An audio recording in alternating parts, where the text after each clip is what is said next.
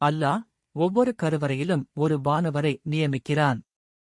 கர்ப்பப்பையில் விந்து செலுத்தப்பட்ட பின்னர் அதன் ஒவ்வொரு நிலையிலும் மாற்றம் ஏற்படும்போது அந்த வானவர், யா அல்லாஹ், இப்போது விந்தாக இருக்கிறது. யா அல்லாஹ், இப்போது கருப்பைச் சுவற்றின் தொங்கும் இரத்தக்கட்டி எனும் நிலையில் இருக்கிறது.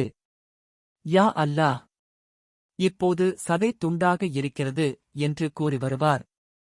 அல்லாஹ் அதை உருவாக்க நாடினால் அது ஆணா பெண்ணா, நல்லவனா கெட்டவனா என்பதையும் அவனுக்கு கொடுக்கவிருக்கும் செல்வம் எவ்வளவு, அவனுடைய வாழ்நாள் எவ்வளவு என்பதையும் கூறிவிடுகிறான்.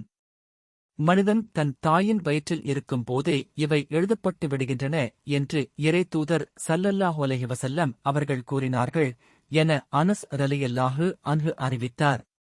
ஸஹீஹ் அல் புகாரி 318.